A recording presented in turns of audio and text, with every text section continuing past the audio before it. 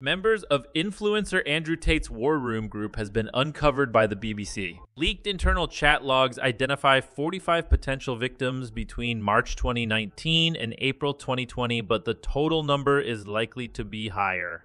The texts also appear to show the techniques used by War Room members to exploit possible victims. Mr. Tate denies any wrongdoing and says he is prepared to defend his innocence. Warning! Some readers may find details of this report disturbing. A statement issued by his press officer said the BBC's findings represent another brazen attempt to present one-sided, unverified allegations against him. The 36-year-old former kickboxer has been charged in Romania with rape and human trafficking. On 4 August, he was released from house arrest pending his trial.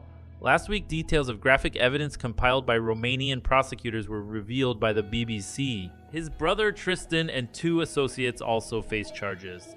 All have denied the allegation. The BBC's latest investigation, outlined in the documentary Andrew Tate, The Man Who Groomed the World, centers on 12,000 pages of encrypted Telegram messages sent by hundreds of War Room members. However, the BBC's access to the logs was limited to those sent over a period of 13 months.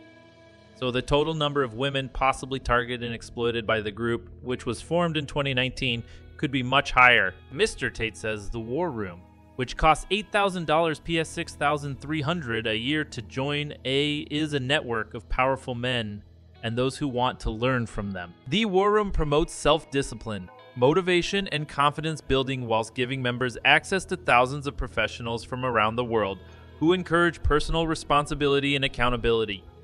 Emphasizing the importance of taking ownership of your choices and actions, the statement issued by Mr. Tate reads, however, the leaked online chats indicate the War Room teaches members through its so-called PhD course.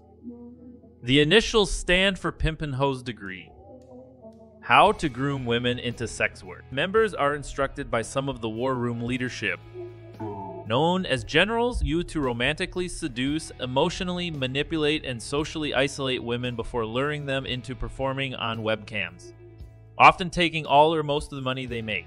While most media attention around the organization has focused on the Tate brothers, the BBC's investigation found that a self-proclaimed wizard who goes by the alias Iggy Semmelweis appears to be the War Room's true leader and intellectual driving force.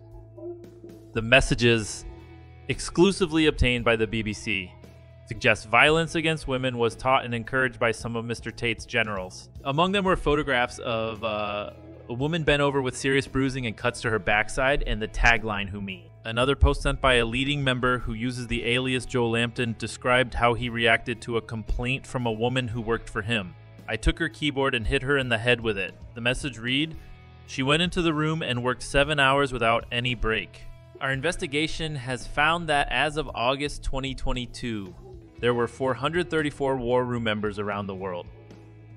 While not all members of the War Room will act on its teachings, we were able to identify many of the women possibly groomed by members of the group, plus a further 29 women who were targeted over the same period. The BBC spoke to 2 women who said they were exploited by War Room members.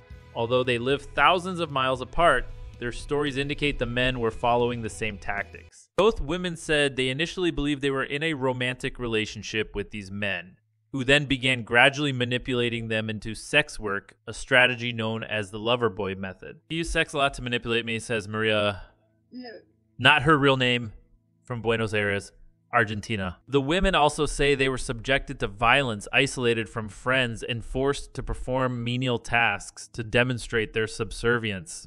Amanda, also a pseudonym, who lives on the west coast of the U, says she gave away up to 80 of what she earned at any one time. A total of $95,000 to 2 War Room members. Amanda told the BBC she was slapped across the face by a general who exploited her and showed us photographs of bruising. She said he had control of everything. According to the leaked chats, War Room members appear to believe they are performing Pavlovian conditioning on women. "This is how you train dogs," one leaked message reads. Instructions are typically provided by generals. Their grooming method includes tests of submission, such as getting women to tattoo the War Room members' initials on their bodies. Eli, a whistleblower who says he spent 2 years as the Tate organization's head of sales and marketing, told the BBC The War Room is all about you getting women that serve you in your life. Eli says he was brainwashed by the Tate group, which he describes as a cult. Eli also described the role of Iggy Semmelweis within the War Room. Asked who is really in charge of the group, the whistleblower said Iggy is at the top. Iggy's real. Name is Miles Sunken. Born in Chicago, Illinois in 1961, he is a former member of at least 2 alleged cults. He developed an interest in the far right in the 2000s and appears to have met Andrew Tate around 2018, soon after Mr. Tate started selling his own courses and the War Room was established in 2019. Mr. Sonkin sends all new members of the War Room a reading list and a manifesto outlining the group's agenda. When confronted by the BBC outside his home in Los Angeles, California, Mr. Sonkin did not comment. However, it is Andrew Tate, with his 7.6 million Twitter followers and legions of fans who wish to emulate his lifestyle, who remains the group's focal point, despite his upcoming trial. In the statement, his spokeswoman said the BBC's findings not only present false accusations, but insult the massive community that considers Andrew Tate a life-changing positive force. The statement adds that Mr. Tate is prepared to take all necessary legal actions to defend his innocence and hold accountable those responsible for defamatory claims.